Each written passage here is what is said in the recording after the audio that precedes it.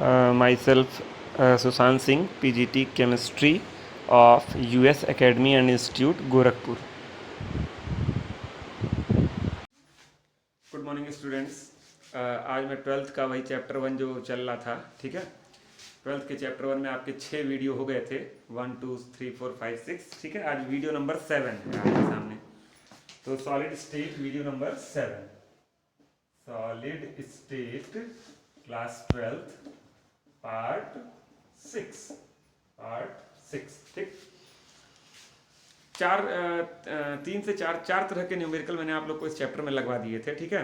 तो आज भी न्यूमेरिकल का ही बताया था, पूरा का पूरा चैप्टर न्यूमेरिकल बेस्ड है, तो आज भी न्यूमेरिकल का ही टॉपिक है, ठीक है, जो आप लोग के सामने लेके आया हूँ। तो आज मैं आपको बताऊंगा डेंसिटी के बारे में। किसके बारे में? डेंसिटी।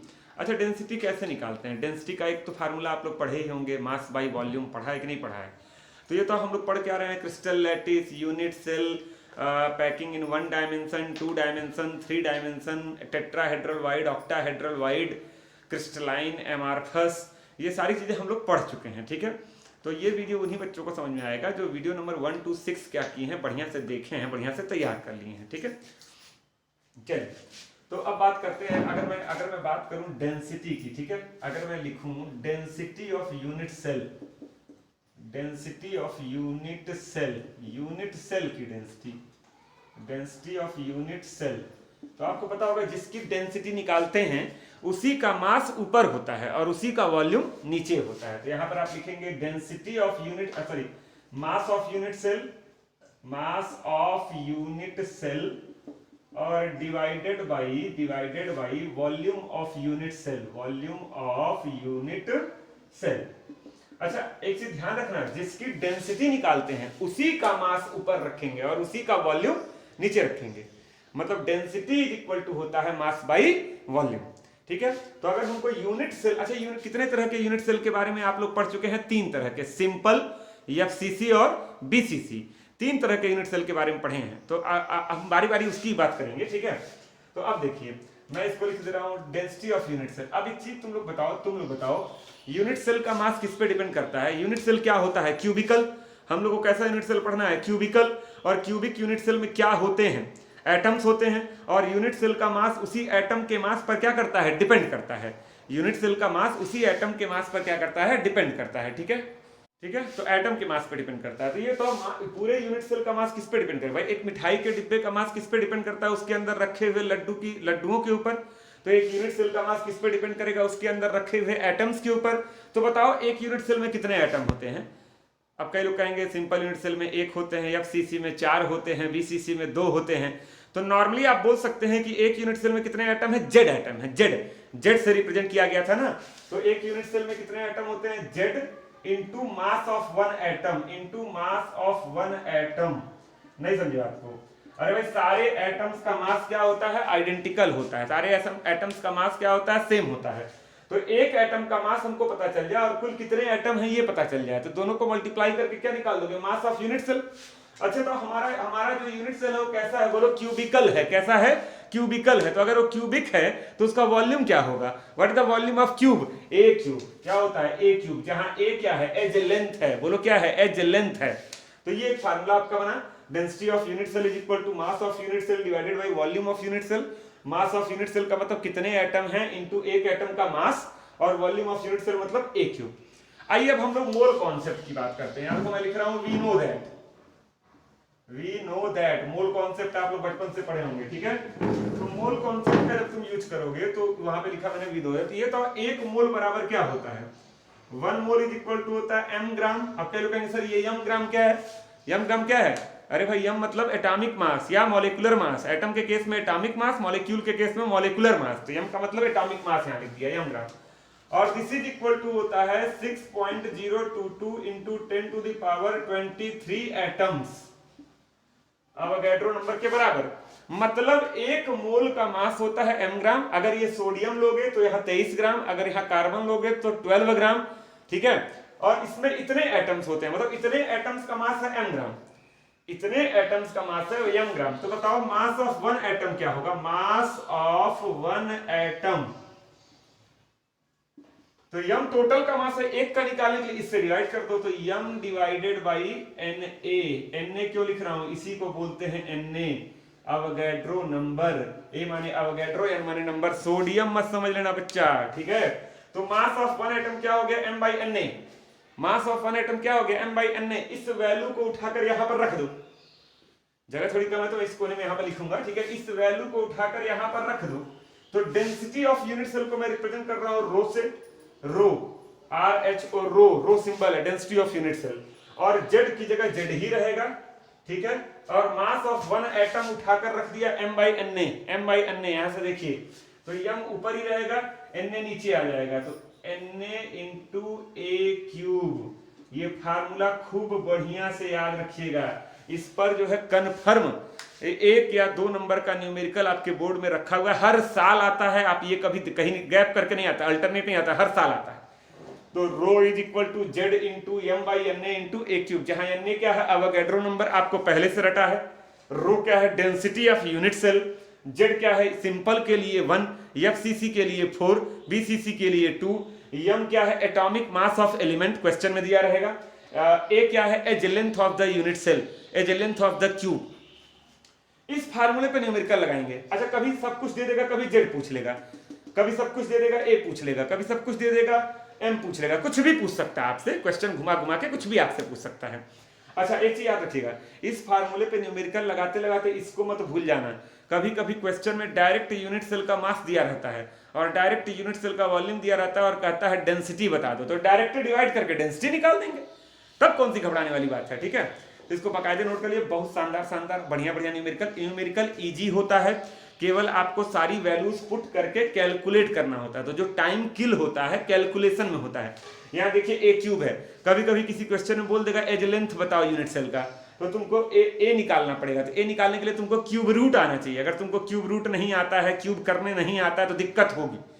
तो मैं आपको कैलकुलेशन में एक्सपर्ट नहीं बना रहा हूं, मैं आपको केमिस्ट्री पढ़ा रहा हूं, तो मैं आपको सारी वैल्यूज पुट कर करके दिखाऊंगा, आंसर आप अपने घर पे कैलकुलेशन को अपने मजबूत करिएगा, ठीक है, अपनी मैथ वाली स्किल से, ठीक। वीडियो नंबर 7 था, ठीक है, यहाँ पर मैंने 6 लिख दिया था, इसको याद रखिएगा, यहाँ पर 7 है, वीडियो में 6 बन चुके हैं। अब न्यूमेरिकल की ओर बढ़ते हैं। आइए देखिए, एक न्यूमेरिकल है, silver forms CCP lattice and edge length is 408.6 picometre, calculate density of silver, silver मतलब वही यूनिट सेल, ठीक है, एटॉमिक मास सिल्वर का दिया हुआ है, ठीक है। आइए, अच्छा चीज देखो, यहाँ पर लिखा हुआ है सीसीपी, सीसीपी का मतलब होता है एफसीसी, फेस सेंटर्ड क्यूबिक। आइए सॉल्यूशन की ओर चलते हैं, दिमाग खड़ा से एक स्टेप में लगाते हैं। ये डेंसिटी पूछ रहा है ना, डेंसिटी, तो फार्मूला लिखो, rho is equal to Z into M by N A into A cube. अच्छा, तो जेड कितना दिया हुआ है, बोलो जेड कितना दिया हुआ है, एफसीसी है तो जेड के लिए क्या हो जाएगा वैल्यू 4, एम कितना दिया हुआ है 107.9, 107.9 डिवाइडेड बाय एन ए कितना दिया हुआ है 6.022 इंटू 10 टू द पावर 23, और एज लेंथ दिया हुआ पिकोमीटर में, तो आप चाहें तो यहाँ पिकोमीटर में भी रख सकते हैं, पिकोमीटर में रखेंगे तो आंसर क्या आएगा, ग्राम पर से पिकोमीटर क्यूब, लेकिन ग्राम पर पिकोमीटर क्यूब अच्छा आंसर नहीं लग रहा है, तो नॉर्मल या तो ग्राम पर सेंटीमीटर क्यूब में दीजिए या तो ग्राम पर मीटर क्यूब में दीजिए, तो एक अपना पैटर्न बना लीजिए आप। तो ये बताओ, देखो यहाँ पर एज लेंथ दिया हुआ है कितना 408.6, तो A is equal to 408.6 picometre, इसको मीटर में बदलो तो 408.6 into 10 to the power -12 metre, picometre को मीटर बदलने के लिए इससे मल्टीप्लाई करते हैं, इसको सेंटीमीटर में बदलो तो 408.6 into 10 to the power -10 centimetre, अरे 100 से मल्टीप्लाई करोगे तो -10 हो जाएगा, ठीक है। ये वैल्यू उठाकर यहाँ रख देंगे, तो रो इज इक्वल टू क्या हो गया, यहाँ ए क्यूब लिख दे रहा हूं, तो रो इज इक्वल टू क्या हो गया 4 into 107.9 divided by 6.022 into 10 to the power 23 into 408.6 into 10 to the power -10 का होल क्यूब। दिक्कत आपको समझ में आ गई होगी, ये क्वेश्चन अगर 2 नंबर में आएगा, अगर आप इतना स्टेप दिखा देंगे तो आपको 1.5 मार्क्स मिल जाएंगे, लेकिन इसको सॉल्व करने में बच्चों की हालत खराब हो जाती है। मतलब ये न्यूमेरिकल, इस चैप्टर के न्यूमेरिकल्स बड़े आसान होते हैं, बस कैलकुलेशंस थोड़े टफ होते हैं। अब तुम 408.6 इंटू 10 टू -10 को 3 बार मल्टीप्लाई करो, क्यूब करो, तो ये आपके लिए मैं छोड़ रहा हूँ, आपको करना है, मैं भी कर सकता हूँ, झूठ में टाइम वेस्ट होगा 2-3 बार मल्टीप्लाई करने में, ठीक है। तो ये आप अपने घर पे बैठ के बकायदे इसको सॉल्व करिए और मल्टीप्लाई करिए, ठीक है। जो भी आंसर आएगा, आंसर जो भी आएगा मैं फिर से यहां बोल दे रहा हूं, वो आंसर होगा ग्राम पर सेंटीमीटर क्यूब। क्यों? क्योंकि आपने सेंटीमीटर में बदल लिया था किसको, ए को। तो डेंसिटी का क्या हो जाएगा, ग्राम पर सेंटीमीटर क्यूब। डेंसिटी का फार्मूला क्या होता है, मास बाई वॉल्यूम। मास का यूनिट हो गया ग्राम और वॉल्यूम का हो गया सेंटीमीटर क्यूब। तो आंसर आएगा ग्राम पर सेंटीमीटर क्यूब। तो इसको आप सॉल्व कर लेंगे। देखिए इस क्वेश्चन को पढ़िए। Sodium has BCC structure with nearest neighbour distance 365.9 picometre. ये एज लेंथ नहीं दिया है बच्चा, ये नियरेस्ट नेबर डिस्टेंस दिया हुआ है। ये पढ़ाया गया था वीडियो नंबर 2 या 3 में, ठीक है, कि नियरेस्ट नेबर डिस्टेंस क्या होता है। तो ये आप एक बार इसको देख लीजिएगा, ठीक है। मैं यहाँ डायरेक्ट फार्मूला यूज करूंगा। Calculate its density. Atomic mass of sodium दिया हुआ है 23U। तो चलिए सॉल्यूशन की ओर बढ़ते हैं, सॉल्यूशन की ओर बढ़ते हैं। चलो बताओ, density is equal to Z. Z की वैल्यू बीसीसी के लिए क्या होगी, 2। एम की सोडियम का दिया हुआ है कितना, 23। जेड इंटू एम, ये जेड नहीं है, ये 2 लिखा हूं मैं, Z into M divided by N A 6.022 into 10 to the power 23 और इंटू ए क्यूब। बताओ ए दिया है, नहीं दिया है। आइए ए निकालते हैं। अच्छा आप लोग पढ़े होंगे बीसीसी के लिए, बीसीसी के लिए √3a या a√3 इज इक्वल टू होता है 2d। d का मतलब नियरेस्ट नेबर डिस्टेंस। तो यहां से a बराबर क्या हो जाएगा, 2/√3 इंटू डी। डी की वैल्यू कितनी दी हुई है, 365.9 पिकोमीटर। इसको सॉल्व करोगे तो आपका आंसर आएगा 422.5 पिकोमीटर। इसको सेंटीमीटर में बदल लो तो 422.5 into 10 to the power -10 centimetre. ये ए निकल गया ना, ए निकल गया ना। आप इसको मीटर में बदलते तो 10⁻12 होता, फिर सेंटीमीटर में बदलते तो 10⁻10 होता। तो डायरेक्ट याद कर लो, सेंटीमीटर में बदलने के लिए 10 टू द पावर -10 से मल्टीप्लाई कर दो। इसको तुम सॉल्व कर लेना, ठीक है। तो ये सॉल्व करने पे आएगा 422.5 पिकोमीटर। ये ए है, मतलब डी दिया था, डी की मदद से ए निकाले, ए निकाल के अब यहां रख देंगे। तो बताओ रो बराबर क्या हो जाएगा, ये मल्टीप्लाई करो क्या हो जाएगा, 46 divided by 6.022 into 10 to the power 23 into cube करना पड़ेगा 422.5 इंटू 10 टू द पावर -10 का होल क्यूब। बहुत दिखने में जितना टफ कैलकुलेशन लग रहा है, एक्चुअली इतना है भी नहीं। इसका करोगे 30 हो जाएगा, ये 23 हो जाएगा, कट जाएगा। जो मल्टीप्लाई करना है इसी को 3 बार मल्टीप्लाई करने में आपका समय खर्च होगा। तो ये जो आंसर आपका आएगा ये किसमें आएगा, ग्राम पर सेंटीमीटर क्यूब। तो ये आपका हो गया फाइनल आंसर। इसको आप सॉल्व करके आंसर निकाल देंगे, वरना बोर्ड में नंबर कटता है, बता दे रहा हूं। ये नहीं कि मैं छोड़ रहा हूं तो आप भी छोड़ देंगे, 0.5 मार्क्स कट जाएंगे अगर आप फाइनल आंसर नहीं लिखेंगे सॉल्व करके, ठीक है। और केमिस्ट्री का पेपर 3 घंटे का होता है। एक्चुअली अगर आपको केमिस्ट्री आती है ना तो जानते हो 2 घंटे में पेपर हो जाता है, क्योंकि आपको पता है 27-28 नंबर ऑर्गेनिक से आता है। और ऑर्गेनिक के answers 1 word 2 word 1 line 2 line होते हैं। मतलब 50% पोर्शन तो आप बड़े आराम से आधे घंटे 40 मिनट में कर लेते हैं। तो अगर 1-2 न्यूमेरिकल ऐसा मिल रहा है जिसमें कैलकुलेशन आपको ज्यादा करना पड़े तो घबराने का नहीं, आराम से करने का, ठीक है। पूरा समय रहता है। आप बोर्ड में ये क्वेश्चन सॉल्व करिए, इतना आने के बाद 2-3 लाइन छोड़ के आप बाकी क्वेश्चन सॉल्व करिए। लास्ट में जब आपका समय बचे आधा घंटा 40 मिनट, तो उसमें आप जो है बाकायदे बैठ के मल्टीप्लाई कर लीजिए। तो ये नोट कर लीजिएगा। ये क्वेश्चन थोड़ा अलग क्यों हो गया, ए डायरेक्ट नहीं दिया था, क्या दिया था, डी। और डी दिया था बीसीसी के लिए फार्मूला लिखे। ये फार्मूला बीसीसी के लिए होता है, this is applicable for BCC. और इससे क्या निकाले, ए, और ए निकाल कर फिर रखें। देखिए क्वेश्चन ये दिया हुआ है, गोल्ड एक 197U एटॉमिक मास है गोल्ड का, एटॉमिक रेडियस दिया हुआ है, आर दिया हुआ है, और फॉर्म्स एफसीसी। एफसीसी बोल रहा है कैलकुलेट डेंसिटी। आइए डेंसिटी सॉल्यूशन देखिए। डेंसिटी क्या होता है बताओ, जेड इंटू कहीं कहीं Z into M by N A into A cube. सारी वैल्यू इसमें पुट करिए। जेड कितना होगा एफसीसी के लिए 4, एम कितना दिया हुआ है 197 divided by N A 6.022 into 10⁻23 और ए नहीं पता है तो ए क्यूब लिख दो। और रेडियस दिया है। एफसीसी के लिए फार्मूला क्या होता है, a√2 is equal to 4r। ये एफसीसी के लिए फार्मूला होता है। तो यहां से a बराबर क्या हो जाएगा, 2√2r। 2√2r जब 2 से इसको √2 से डिवाइड करोगे 2√2 आएगा। r आपको पता है तो ये 2√2 इंटू r कितना है 0.144, तो ये आपका आएगा 0.407 नैनोमीटर। ये देखिए नैनोमीटर में दिया है nm। अब इसको मीटर में बदलो तो 0.407 into 10 to the power -9 metre. इससे मल्टीप्लाई करते हैं नैनोमीटर को जब मीटर में बदलना होता है। सेंटीमीटर में बदलो 100 से मल्टीप्लाई हो जाएगा 0.407 into 10 to the power -7 centimetre. हो गया। ये भी ध्यान देना पिकोमीटर नैनोमीटर एंगस्ट्रॉम किस में दिया हुआ है, तो वो यूनिट्स भी आपको याद करनी पड़ेंगी, कैसे इसको मीटर में और सेंटीमीटर में कन्वर्ट करते हैं। अब ये वैल्यू उठाकर, ये एक ही वैल्यू है, किसकी वैल्यू है, ए की, ये उठाकर यहां रख दीजिए। तो रो इज इक्वल टू क्या हो गया, ऊपर मल्टीप्लाई करोगे 200 चौको 800 और 3 चौको 12, 788, 788 divided by 6.022 into 10 to the power 23 into a की वैल्यू क्या होगी 0.407 इंटू 10 टू द पावर -7 का होल क्यूब। इसको आप सॉल्व कर लेंगे, आंसर आपका आएगा ग्राम पर सेंटीमीटर क्यूब। हम बार बार सेंटीमीटर में बदल ले रहे हैं ना बच्चा, इसलिए आंसर आपका क्या आएगा ग्राम पर सेंटीमीटर क्यूब। अच्छा, इसी वीडियो को लास्ट तक देखिएगा, जैसे इस वीडियो को अभी मैं बना रहा हूँ, जो भी बनेगा 20 मिनट 25 मिनट, और ये क्वेश्चन लगवाने को आज को यही डेंसिटी पे लगवाना है, क्योंकि हर साल बोर्ड में आता है। अगर कोई कहे आपसे कि एक वीडियो देखकर आपका जो है 2 नंबर का आता है, मैं एक ही कह रहा हूँ। अगर मैं कहूँ एक वीडियो को 25 मिनट का समझकर अगर आपका 1 नंबर कन्फर्म हो जाए, तो 70 वीडियो 25 मिनट का समझकर 70 नंबर कन्फर्म हो जाए, तो क्या बुराई है। तो बहुत ही मतलब इसको हल्के मत लीजिएगा कि आपको 20-25 मिनट की पढ़ाई से 1 नंबर मिल रहा है, खाली एक ही नंबर मिल रहा है। अरे 70 नंबर का ही आपका थ्योरी का एग्जाम होता है, तो 70 वीडियो आपको मिलेंगे 20-25 मिनट के और 70 नंबर आपके तैयार हो जाएंगे। और 70 वीडियो पढ़ने के लिए 70 दिन काफी है। एक वीडियो को 25 मिनट देखे, 25 मिनट उस पर अपना मंथन किए, 50 मिनट दिए, 70 दिन में केमिस्ट्री का काम खत्म। ठीक है, 70 दिन में केमिस्ट्री का काम खत्म, मात्र 1 घंटे पढ़ के, 25 मिनट देख के, 25 मिनट क्वेश्चन लगा के। तो इसलिए इसको लास्ट तक देखिएगा। अभी लास्ट में मैं एक्सरसाइज के भी कुछ क्वेश्चन इसमें ऐड करूंगा, ठीक है, जिसमें मैं नहीं रहूंगा, क्वेश्चन इसमें ऐड कर दूंगा मैं, ठीक है, एक एप्लीकेशन के थ्रू। तो आप लोग अगर किताब नहीं भी है तो आप क्वेश्चन उससे लगा सकते हैं, और किताब का क्या, उसमें मैं कुछ समझा भी दूंगा आपको, तो ये नोट देखिए। बहुत ही इजी क्वेश्चन है। कॉपर फॉर्म्स एफसीसी विथ ए दिया हुआ है सेंटीमीटर में, आसान है, डी दिया हुआ है ग्राम पर सेंटीमीटर क्यूब में। यूनिट चेक कर लेना से मैच कर रही है कि नहीं, ठीक है। और कैलकुलेट एटॉमिक मास। कई लोग को कॉपर का एटॉमिक मास रटा होगा, जैसे मुझे याद है 63.5 यू होता है, लेकिन यहां बोल रहा है कैलकुलेट। ये नहीं आप एग्जाम में डायरेक्ट 63.5 यू लिख के चले आएंगे और आपको नंबर मिल जाएगा, नहीं मिलेगा।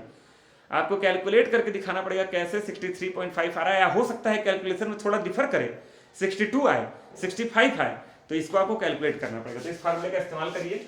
रो दिया हुआ है 8.92, जेड जब सीसी बोला है तो जेड की वैल्यू 4, एम निकालना ही है, N A 6.022 into 10 to the power 23, और ए आपको पता ही है क्वेश्चन में 3.608 इंटू 10 टू द पावर -8 का होल क्यूब। तो ये कैलकुलेशन थोड़ा आपके लिए आसान होगा। 8 से 24 हो जाएगा, ये 23 है, कट पिट के 10 पर -1 बचेगा, और इसका 3 बार मल्टीप्लाई कर लोगे और इसको क्रॉस मल्टीप्लाई करके एम निकाल दोगे। तो यहाँ से m इज इक्वल टू क्या आएगा, m इज इक्वल टू आपका आएगा 63 u अप्रॉक्स। तो 63 u आपका क्या हो गया, अप्रॉक्स आ गया। तो इस क्वेश्चन को भी आप देख लीजिए, ठीक है।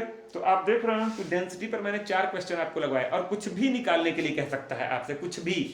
कहीं पर बोल देगा एटॉमिक मास निकालिए, कहीं पर बोल देगा डेंसिटी निकालिए, कहीं पर बोल देगा अवोगाड्रो नंबर निकालिए। अवोगाड्रो नंबर आप बचपन से रटते हैं, लेकिन कह देगा इसकी वैल्यू आप कैलकुलेट करके निकालिए गिवन डेटा से।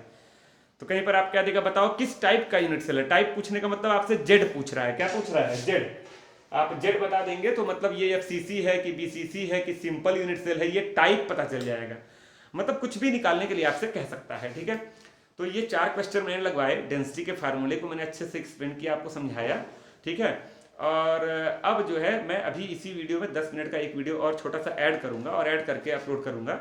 उसमें एक्सरसाइज के कुछ क्वेश्चन रहेंगे जिसको आप लोग को लगाना है, उसको लगाइएगा, ठीक है। और कुछ क्वेश्चन मैं ऐसे ओरली समझाऊंगा अभी, ठीक है। तो थैंक यू।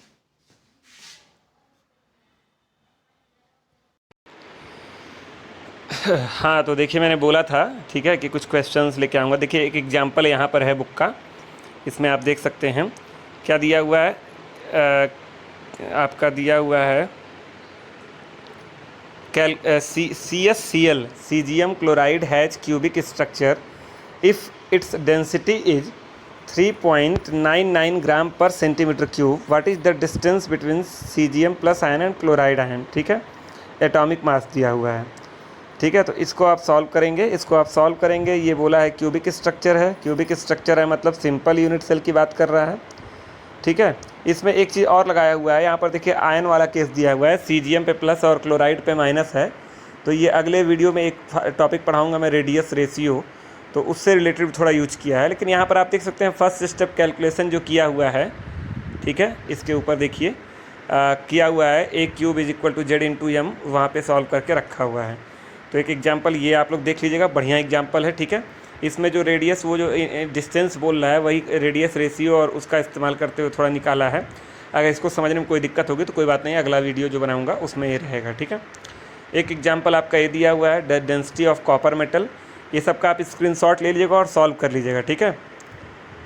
और इसमें पूछा है आपसे कि is the copper unit cell in a simple cubic, a BCC और एफसीसी, ठीक है। तो इसमें तीन केस माना है, एक बार बीसीसी माना है, एफसीसी माना है, ऊपर देखिए सिंपल माना है, और तीनों केस में इसको सॉल्व किया है। ये सीबीएसई 2010 का आया हुआ क्वेश्चन भी है, तो बहुत बढ़िया क्वेश्चन है, इसको भी आप लोग देख लीजिएगा, पूरे आंसर के साथ है। देखिए नीचे लास्ट लाइन लिखा हुआ है, तीनों में लास्ट लाइन लिखा हुआ है, copper is FCC, copper is not a BCC, copper is not a simple unit cell, 3 case लेके सॉल्व किया है। इसको आप देख लेंगे, ठीक है। और उसके बाद ये देखिए कुछ एक्सरसाइज के क्वेश्चन है मिसलेनियस 24 to 30, ठीक है। तो इस पर ये क्वेश्चंस आप लगाइएगा। मिसलेनियस का मतलब क्या हो गया, इसमें अदर टॉपिक्स का भी इस्तेमाल किया गया, यूज किया गया है। लगाइएगा, कहीं कोई दिक्कत आएगी, कहीं कोई समस्या आएगी तो वो आप मुझसे पूछिएगा। अभी ये चैप्टर ख़त्म नहीं हुआ है, अभी इस चैप्टर में रेडियस रेशियो 1 दिन का वीडियो है। इस चैप्टर में अभी पूरा इम्परफेक्शन बचा हुआ है। इम्परफेक्शन पूरा थ्योरेटिकल टॉपिक है और उसमें डोपिंग से रिलेटेड न्यूमेरिकल लगवाए जाएंगे। और एक न्यूमेरिकल एक टाइप का और बचा हुआ है जिसमें आप लोग को redox reaction, class 11th redox reaction का इस्तेमाल करना पड़ेगा। मतलब अभी 3 टाइप के न्यूमेरिकल बचे हुए हैं, प्लस कुछ थ्योरी बची हुई है। उसके बाद आपका बैंड मॉडल थ्योरेटिकल टॉपिक है। उसके बाद आपका electrical properties, diamagnetic, paramagnetic, ferromagnetic, ये सारी चीज़ें हैं। तो लगभग ये मान के चलिए कि ये 7th वीडियो है, और इसके बाद मान के चलिए 4 से 5 वीडियो और बनेंगे, मतलब 11-12 वीडियोज़ में आपका ये चैप्टर ख़त्म हो जाएगा। चैप्टर नंबर 2 सॉल्यूशन के सारे वीडियोज़ ऑलरेडी पड़े हुए हैं। क्लास 11th के भी कुछ टॉपिक आप लोग रिवाइज कर लीजिएगा। मैंने स्ट्रक्चर ऑफ एटम के 15-16 वीडियो अपलोड किए हुए हैं, उसको ज़रूर से पढ़ लीजिएगा, ठीक है। वो आपको फ़ायदा करेगा बहुत बढ़िया से। कुछ दिन में मोल कॉन्सेप्ट के वीडियोस डाल दूंगा, ठीक है। तो ये सारी चीज़ें आप लोग देख लीजिएगा, समझ लीजिएगा, कहीं कोई समस्या होगी तो बताइएगा, ठीक। इसको एक बार आप फिर से देख लीजिए तीनों चीज़ें, और ये पूरा क्वेश्चन लगा डालिएगा, ये जो मिसलेनियस वाला है। Thank you.